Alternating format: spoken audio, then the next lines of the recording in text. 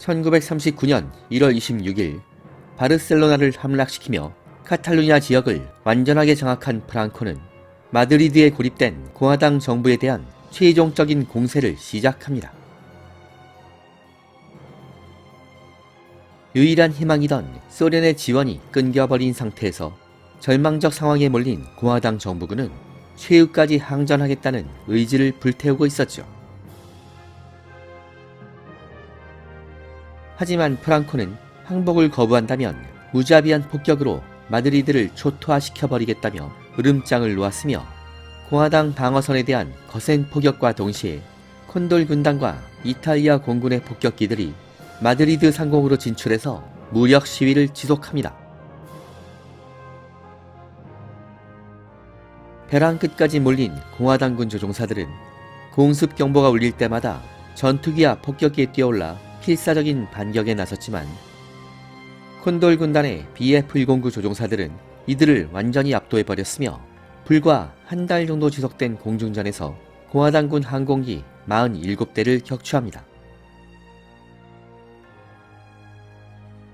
마드리드 근교의 마지막 비행장까지 콘돌 군단의 공습에 노출되면서 지상에서 격파된 항공기들도 속출했으며 1939년 3월이 되자 마드리드 지역을 방어하는 공화당군의 마지막 항공 전력도 완전히 소멸해버렸죠.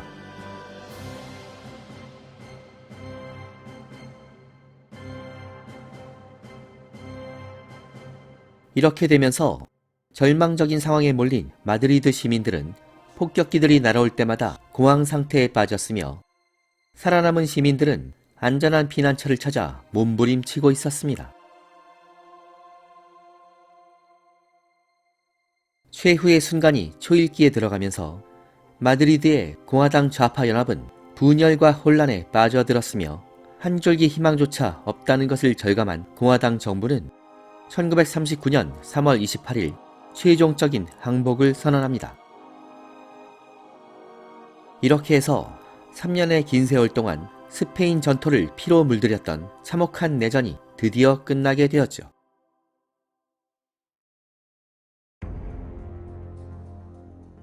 의기양양한 모습으로 마드리드에 입성한 프랑코는 새로운 파시스트 정부를 수립한 후에 절대 권력을 가진 지배자가 됩니다.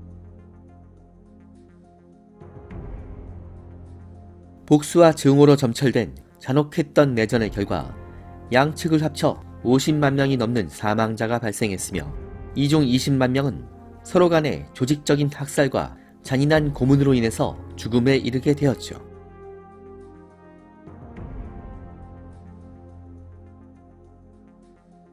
내전에서 승리한 프랑코는 잔혹한 통치 방식으로 36년간 스페인을 지배했으며 1975년 프랑코가 사망한 후에서야 비로소 스페인은 민주화의 첫걸음을 시작할 수 있었습니다.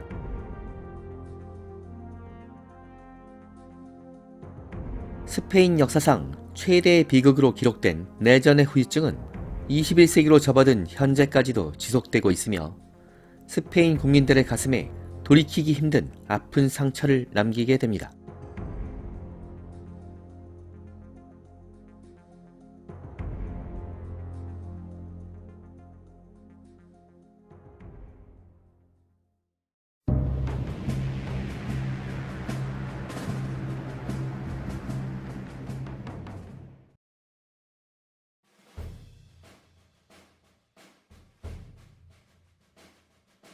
(3년간의) 스페인 내전은 스페인 국민들에게 참혹한 비극의 역사였지만 내전에 개입하고 있었던 열강들에게는 자국의 무기를 실전에서 테스트하고 소중한 전투 경험을 쌓을 수 있는 절호의 찬스였죠.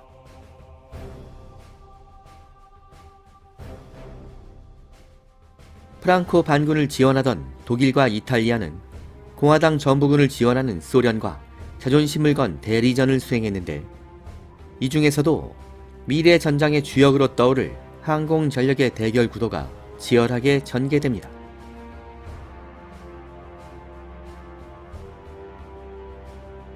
내전이 끝날 때까지 독일은 800여 대의 항공기를 투입했으며 이탈리아는 600여 대, 소련은 1000대 이상의 항공기를 스페인에 지원했었죠. 이 중에서도 독일 공군은 스페인 내전을 통해서 가장 큰 발전을 성취합니다.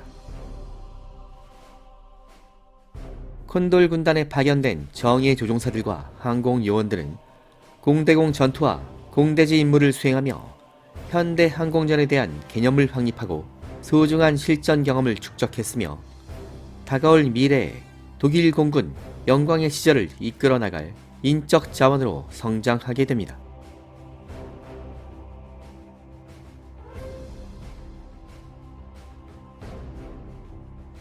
이 무렵 히틀러와 독일군 수뇌부는 여러 국가들이 국경을 맞대고 있는 유럽에서 만약 새로운 전쟁이 벌어진다면 대규모 지상군이 정면 충돌하는 양상이 될 것이며 무기의 발달에 따라 단 한 번의 대규모 전투만으로도 전쟁의 승패가 좌우될 것으로 판단하고 있었습니다.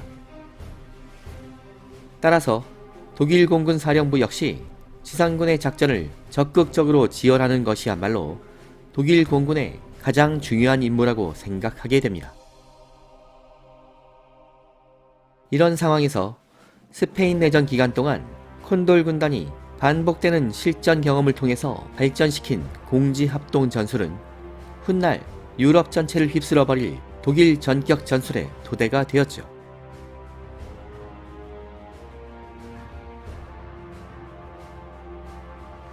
한편 스페인 내전을 통해 독일 공군은 세계 최강의 전투기 BF-109E를 얻게 됩니다. 1937년 처음으로 실전에 투입된 BF-109 초기형들은 실전 운용 과정에서 많은 결점을 노출했었지만 2년간의 실전 경험을 바탕으로 지속적인 개량 작업이 이루어졌으며 독일 공군은 벤츠 엔진을 장착한 BF-109E 전투기가 세계 최강의 성능을 가진 것으로 확신하게 되었죠.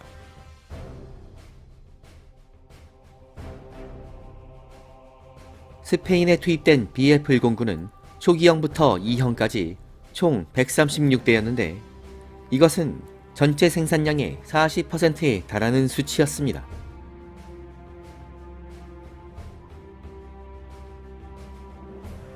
콘돌 군단은 스페인 하늘의 공중전에서 적기 320대를 격추했으며 비행장을 방어하는 대공포 부대도 52대를 격추했다고 주장하고 있었는데 공중전 전과의 70%는 BF-109의 전과였습니다.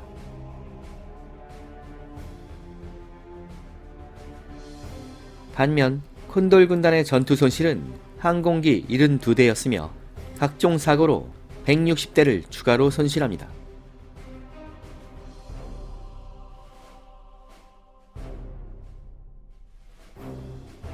이 중 BF-109의 손실이 40대 정도였는데 대부분은 각종 사고에 의한 비전투 손실이었으며 전투 손실된 기체는 20대 정도였다고 하는데 이 중 절반이 공중전에서 손실됩니다.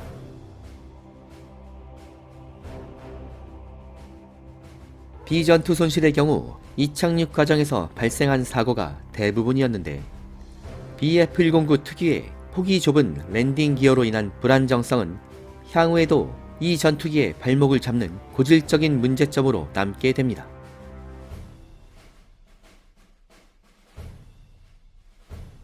스페인 내전이 끝나자 콘돌 군단은 BF-109E를 제외한 구형 BF-109 47대를 양국 간 우호의 상징으로 신생 스페인 공군에게 소유권을 넘겨주었죠.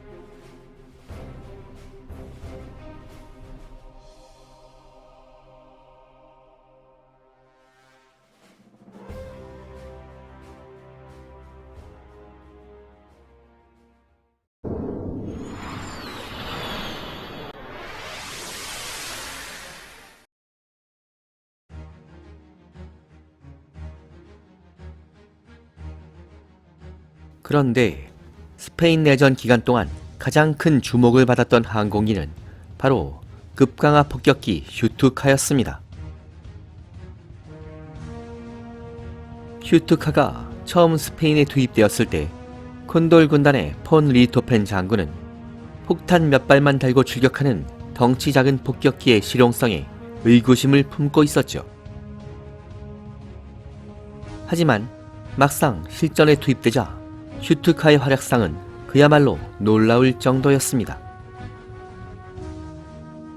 지상군이 요청할 때마다 신속하게 날아와서 정확하게 목표물을 박살내버리는 슈투카의 위력을 직접 확인한 리히토펜 장군은 큰 감명을 받게 되었으며 이후부터는 급강하 폭격기 예찬론자가 되었을 정도였죠.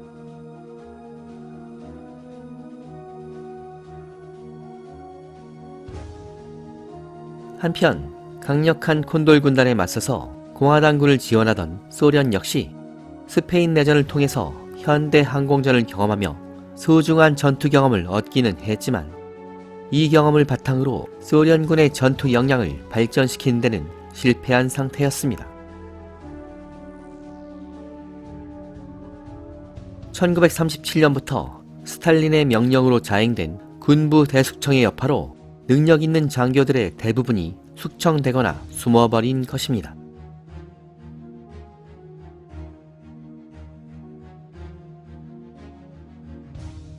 소련 공군은 스페인 공화당군에 최신의 I-16 전투기를 276대나 지원했으며 조종사들도 다수 파견했었죠. 한때 콘돌 군단에게 큰 위기감을 느끼게 했던 이 단협 전투기는 기관총 2정의 경무장이었지만 스페인 내전 후반부에는 화력 부족을 실감하고 기관총을 4정으로 강화하는 작업이 이루어진 상태였습니다. I-16은 선의 성능에서는 BF-109를 앞서고 있었지만 최고 속도와 상승력에서 크게 뒤처졌으며 동체의 상당 부분이 목재로 제작되면서 피탄되는 경우에 불이 잘 붙는 점이 큰 약점으로 지적됩니다.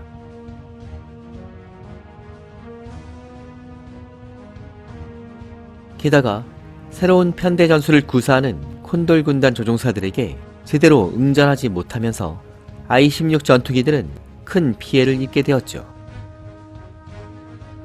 스페인에 투입된 I-16의 70%가 불과 2년 만에 손실되었으며 1938년 말 소련이 스페인 내전에서 발을 빼기로 결정하면서 부품 공급까지 중단되자 공화당군에 남겨진 I-16 전투기들은 지상 표적 신세로 전락해버립니다. 이 무렵 군부 대숙청에 휘말린 소련 공군 장교들은 소중한 실전 경험을 제대로 분석하지 못했으며 스페인 내전이 끝난 후 2년이 지난 1941년 6월 히틀러가 소련 침공작전 오퍼레이션 바바로사를 시작하면서 그때까지도 소련 공군의 일선 전투기로 운용되던 I-16 전투기들은 더 강력해진 BF-109E와 BF-109F의 맹공에 노출됩니다. 물론 그 결과는 참혹한 수준의 일방적인 패배였죠. 하지만 소련은 군사 지원의 대가로 스페인이 축적했던 막대한 금을 넘겨받았는데 스탈린은 손해볼 것이 없는 만족스러운 거래라고 생각하고 있었습니다. 내전에서 승리한 프랑코 역시 전쟁이 끝나자 스페인의 광산 개발권을 독일에게 헐값에 넘겼는데 여기서 채굴된 각종 철광석들은 독일의 무기 제작에 큰 힘이 되었죠. 스페인 내전 기간 동안 국토가 초토화되면서 엄청난 인명피해가 발생했던 스페인은 국부의 대부분을 열강에게 넘겨주는 처량한 신세가 된 것입니다.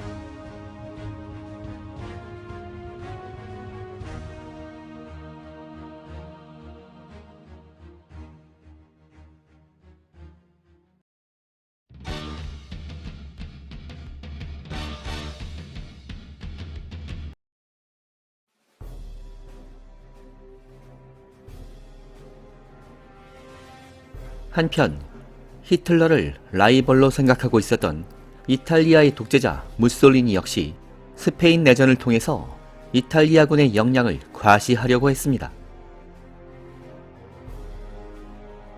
1930년대 항공기술의 눈부신 발전 과정에서 이탈리아는 선도적인 위치에 있었으므로 무솔리니는 이탈리아 공군이 콘돌 군단에 뒤지지 않는 전과를 올릴 것이라고 생각하고 있었죠.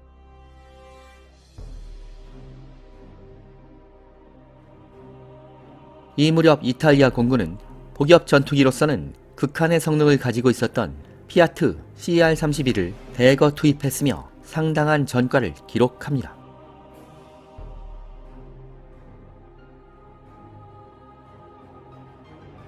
스페인 내전 기간 동안 이탈리아 공군은 다수의 에이스를 배출했는데 19대를 격추한 최고 에이스 마리오 비신티니를 비롯해서 12명의 조종사가 에이스 명단에 이름을 올립니다. 마리오 비신티니의 격추 기록 19대는 콘돌 군단 최고 에이스 베르너 멜더즈의 14대 격추 기록을 넘어서는 것으로 무솔리니를 기쁘게 만들었죠. 그런데 여기에는 착시 현상이 있었습니다. 대개의 경우 공화당군의 신예 전투기를 도맡아 상대했던 것은 콘돌 군단의 BF-109 조종사들이었는데 이들이 공화당군의 신예 전투기들을 무력화시킨 상태에서 이탈리아 공군은 주로 구식 기체들을 상대했던 것입니다.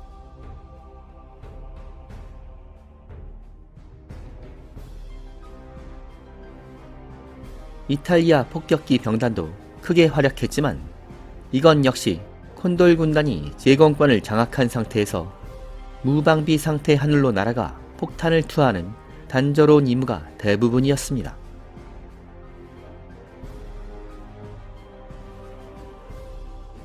(1938년 3월에는) 스페인 제2의 도시 바르셀로나에 대한 무차별 야간 폭격을 감행했는데 군사적인 목적보다는 공포를 유발하기 위한 테러 폭격이었죠.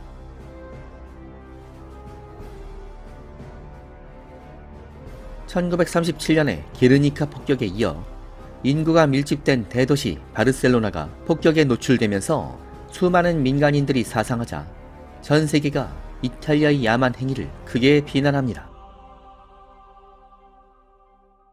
하지만 이탈리아의 독재자 무솔리니는 이탈리아 공군의 위용을 전 세계에 과시한 셈이라며 만족감을 표시합니다.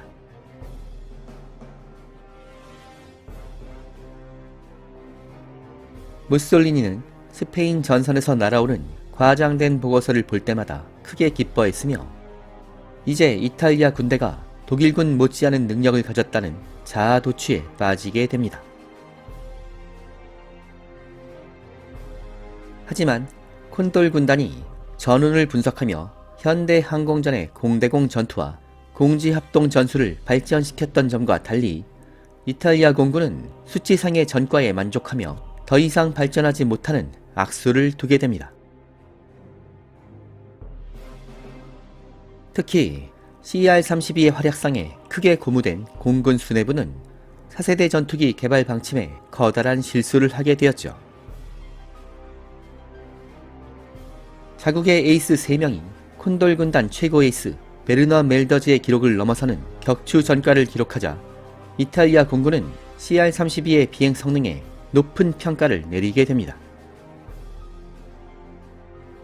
이러다 보니 이탈리아 공군의 차기 전투기를 선정하는 과정에서 고속 단엽 전투기를 채택하기보다는 기동성이 뛰어난 복엽 전투기를 개발하는 것이 바람직하다는 결론을 내리게 된 것입니다. 이렇게 해서 개발이 추진된 복엽 전투기 CR-42는 설계 당시부터 시대의 흐름에 크게 뒤처진 구식이었으며 이탈리아 공군 현대화의 발목을 잡아버리는 망작 신세로 전락하게 되었죠.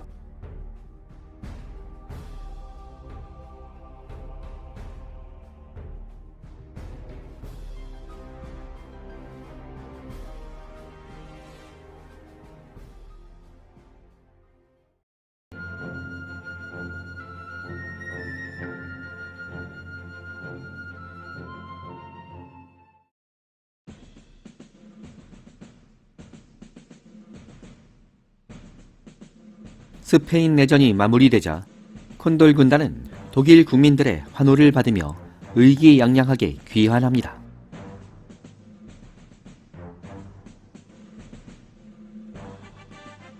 (3년) 정도의 참전 기간 동안 소중한 실전 경험을 얻었던 콘돌 군단은 300명 정도의 인적 자원을 잃었지만 이것은 히틀러에게 있어서 독일 제국 재건을 위한 작은 희생에 불과했습니다. 승전 퍼레이드에 참가한 콘돌 군단 대원들을 바라보던 히틀러는 독일 제국의 영광을 위한 새로운 전쟁을 시작할 시점이 바로 눈앞에 있다는 것을 확신하게 되었죠.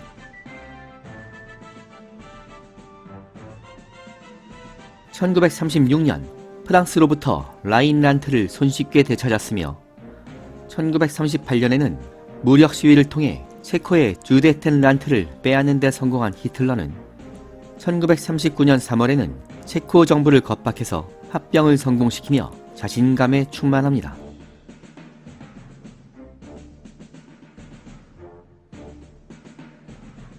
(1차) 대전에 참혹했던 기억으로 또다시 독일과의 전면전을 원하지 않았던 영국과 프랑스는 히틀러의 막가파식 행동을 저지하기 위한 조치를 취하지 않았으며 그저 무기력하게 지켜보면서 비난 성명만 발표하고 있었는데 이것은 히틀러의 야망을 눈덩이처럼 커지게 만드는 자양분이나 다름없는 것이었죠.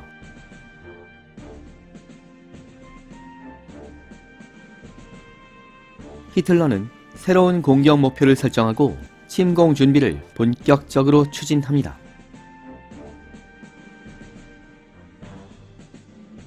독일 공군에게 주어진 새로운 공격 목표는 바로 폴란드였습니다.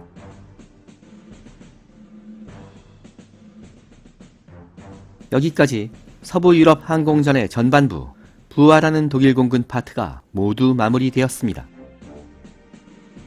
이제 불타는 하늘은 서부 유럽 항공전의 후반부, 전격전의 하늘 파트로 날아갈 예정입니다. 긴 여정을 함께 해주시는 항덕님들께 또다시 감사의 인사를 드립니다. 여기는 밀리터리 항공의 클래식 채널 불타는 하늘입니다.